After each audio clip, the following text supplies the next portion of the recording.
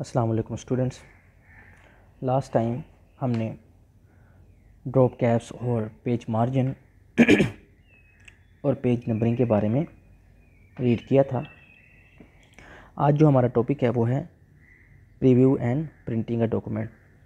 तो मैंने पहले भी 2 मरतबा आपको समझाया है कि प्रीव्यू क्या होता है। कि अगर हम चाहते हैं कि हमारा डॉक्यूमेंट प्रिंट होने के बाद कैसे नज़र आएगा, तो हमें प्रीव्यू की ऑप्शन प्रोवाइड की गई है, जो हमें सिंपली ये प्रोवाइड करेगा कि हमारा डॉक्यूमेंट प्रिंट होने के बाद कैसे नज़र आएगा।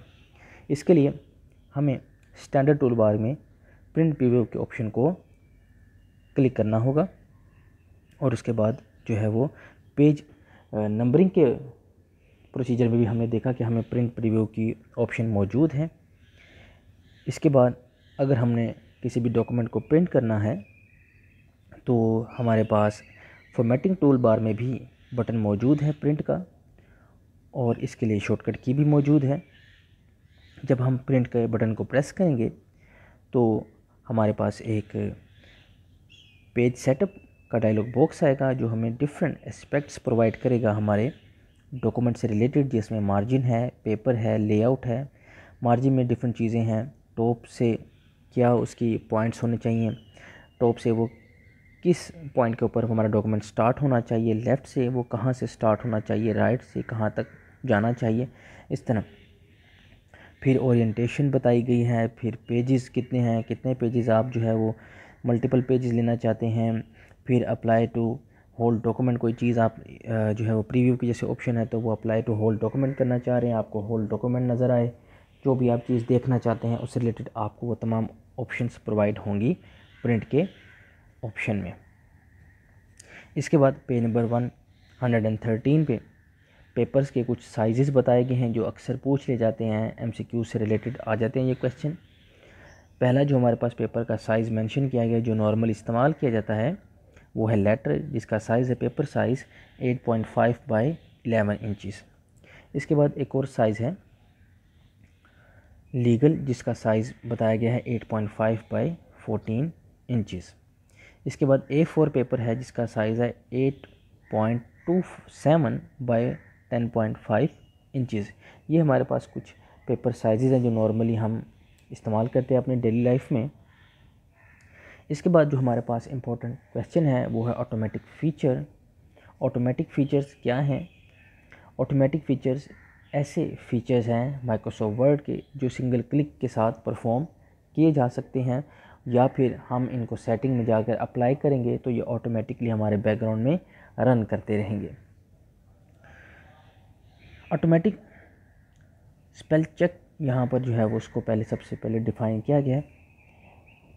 सेकंड लाइन में मैं पढ़ रहा हूँ, the automatic spell check place non printing and red wavy line to indicate that the word is not recognised by the word dictionary. यानी कि अगर कोई आप ऐसा वर्ड लिख दें जिसके स्पेलिंग सही नहीं, या फिर कोई ऐसा वर्ड लिख दें जो जिसका ताल्लुक़ किसी जगह के नाम से है या किसी पर्सन के नाम से है, तो वहाँ पर हमें एक रेड वेवी लाइन प्रोड्यूस होगी, जो नॉन प्रिंटिंग होगी, जो ये इंडिकेट करेगी कि हमारा जो वर्ड है ये स्पेलिंग के एतबार से सही नहीं, या फिर जो इंग्लिश की डिक्शनरी प्रोवाइड की गई है वर्ड को, वो उसमें रिकग्नाइज यानी कि उसमें मौजूद नहीं है। इसके बाद लिखा है थर्ड लाइन में, green wavy lines indicate that the phrase may not be grammatically correct. यानी कि जो हमने फ्रेज़ या फ़िक्रा या जुमला लिखा है या कोई ख़ास पोर्शन है वो ग्रामर के एतबार से सही नहीं है, तो वहाँ पर ग्रीन वेवी लाइन जो है वो नज़र आएगी। लेकिन याद रहे कि ये नॉन प्रिंटिंग है, यानी कि जब डॉक्यूमेंट को प्रिंट किया जाएगा तो ये प्रिंट होकर नहीं आएगी। उसका मकसद ये भी है क्योंकि बाज़ औक़ात हम खुद गलत लिखना चाह रहे होते हैं, स्टूडेंट्स का जायज़ा लेने के लिए, ऑब्ज़र्व करने के लिए, या उनका जो है वो टेस्ट होता है, तो वहाँ पर हमें वो लाइन प्रिंट में नहीं चाहिए होती। और भी इसके काफ़ी इस्तेमालात हैं जिस वजह से इसको नॉन प्रिंटिंग रखा गया है। इन the example below the word example is spelled wrong indicate by the red wavy line underneath the misspelled word. तो हमारे पास एक सिंपल एक वर्ड है एग्जाम्पल, जिसके स्पेलिंग सही नहीं, तो हमारे पास क्या होगा कि वर्ड उसको इस तरीके से शो करेगा कि उसके नीचे एक रेड वेवी लाइन होगी जो ये शो करेगी कि ये वर्ड जो है वो मिसस्पेल्ड है। आपने ये इसकी एग्ज़ाम्पल देखी होगी मोबाइल फ़ोन के ऊपर भी, अगर आप कोई वर्ड लिखते हैं तो वो सही नहीं होता तो उसके नीचे रेड लाइन आ जाती है, लेकिन वो रेड बेबी लाइन नहीं होती, वो सिंपली रेड लाइन होती है, जो ये शो करती है कि आपका वर्ड जो है वो अकॉर्डिंग टू स्पेलिंग सही नहीं है। इसके बाद जो हमारे पास नेक्स्ट ऑप्शन है ऑटोमेटिक फीचर में, वो है ऑटो करेक्ट। ऑटो करेक्ट क्या है? Another automatic editing feature of word is autocorrect. Autocorrect automatically corrects commonly misspelled text as it is entered. For example, TEH is replaced with THE as soon as the space bar is pressed.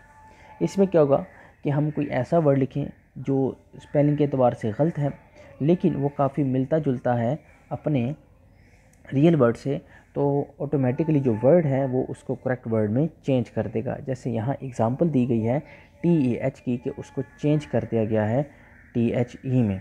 जैसे ही उस word को complete करने का indicate word को मिला, यानी कि जब वर्ड कंप्लीट होता है तो हम प्रेस करते हैं स्पेस बार, तो जैसे ही स्पेस बार प्रेस होगी तो वो वर्ड अपने जो है वो ओरिजिनल वर्ड से चेंज हो जाएगा।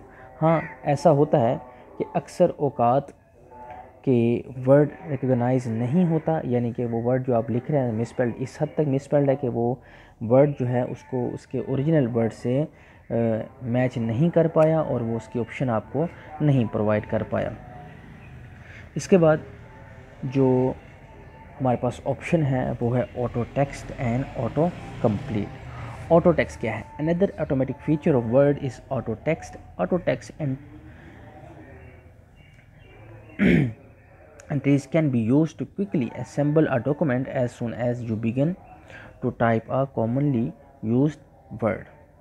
As yellow auto flag will be appear. To accept the flag, hit the enter key. To override the auto text entry, simply continue typing and the flag will disappear. Auto text हमारे पास एक auto complete type का एक automatic feature है, जिसका मकसद क्या है कि जब आप कोई टेक्स्ट लिख रहे हो तो अगर वर्ड को रिकॉग्नाइज, यानी कि MS वर्ड का जो सॉफ्टवेयर है वो उसको रिकॉग्नाइज कर लेता है, तो वो आपको ये ऑप्शन देगा कि आप उस टेक्स्ट को जो है वो अप्लाई कर सकें। As soon as you begin to type a commonly used word, जब आप एक बहुत कॉमन वर्ड को टाइप करना शुरू करते हैं तो a yellow auto text flag will appear. एक फ्लैग अपीयर होता है येलो टाइप का, जो आपको ये ऑप्शन देता है कि अगर आप इस फ्लैग को प्रेस करेंगे तो जो वर्ड उसके जहन में है वो कंप्लीट हो जाएगा।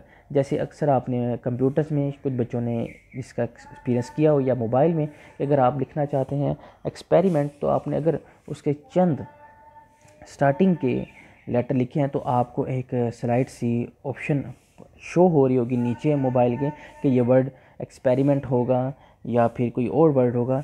लेकिन इसी तरीके से बाज़ मोबाइल में आपने ये भी देखा होगा कि अगर आप स्पेलिंग लिखते हैं एक्सपेरिमेंट के तो आपने उसके 2-3 लेटर्स लिखे हैं तो आपको स्लाइड से सारे स्पेलिंग आगे नज़र आ रहे होंगे हल्के से ग्रे लाइन में। तो अगर आप उसको एंटर करते हैं तो वो सारे का सारा वर्ड लिखा जाएगा। लेकिन वर्ड में ऐसा नहीं होगा। वर्ड में हमारे पास एक फ्लैग आ रहा होगा, जिस फ्लैग को हम क्लिक करने से हमारा जो कॉमन वर्ड जो है वो कंप्लीट हो जाएगा। और अगर आप उस वर्ड को, जो आपको ऑप्शन आ रही है, आप वो नहीं लिखना चाहते तो आप सिंपली अपनी टाइपिंग करते जाएं और वो फ्लैग जो है वो डिसअपीयर हो जाएगा। इसके बाद जो हमारे पास ऑप्शन है वो है ऑटो कंप्लीट की। Auto complete enables you to insert entire items such as dates and auto text entries. Auto complete जो ऑप्शन है ये हमें बहुत सारी ऐसी एंट्रीज़ है जो एक ख़ास पैटर्न में मौजूद होती हैं, उनको कंप्लीट करने की ऑप्शन प्रोवाइड करता है। इसी तरीके से अगर आप किसी जगह पर कैलेंडर डिज़ाइन कर रहे हैं तो आपको ये ऑटोमेटिकली तमाम ऑप्शन प्रोवाइड कर देगा कि डे टू डे क्या हमारे पास डे आएगा या मंथ बाय मंथ जो हमारे पास क्या वैल्यूज़ आएंगी, ये हमें ऑटो कंप्लीट में उसकी तमाम ऑप्शन प्रोवाइड कर रहा होता है। Auto complete enable you to insert entire items such as date and auto text entries. When you type a few identifying characters in the example below the date has become an auto complete entries. तो अगर आप यहाँ पे example में देखें तो आपके पास एक ऑटो डेट जो है वो ऑटो कंप्लीट ऑप्शन मौजूद है।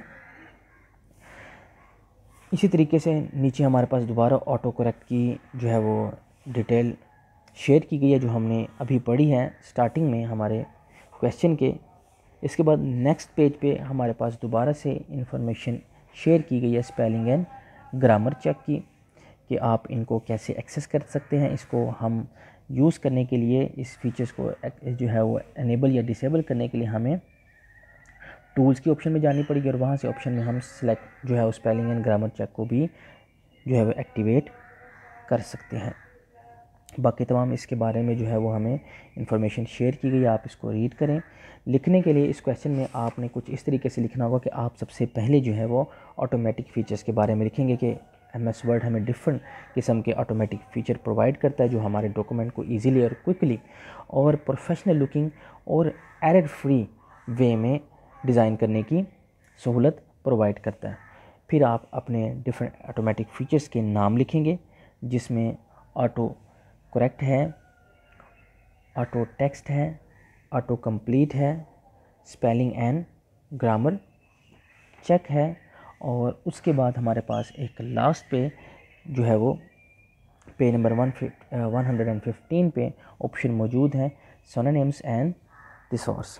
सिनोनिम्स आपके पास पता ही होगा आपको कि सिनोनिम्स का मतलब क्या होता है, कि ये आपको कुछ ऐसे वर्ड प्रोवाइड करेगा जिनके मीनिंग सेम होंगे। अगर आप देखते हैं कि आप कुछ वर्ड बार बार यूज़ करना चाह रहे हैं तो आप उनको रिप्लेस करें कुछ ऐसे वर्ड से जिनके मीनिंग सेम है।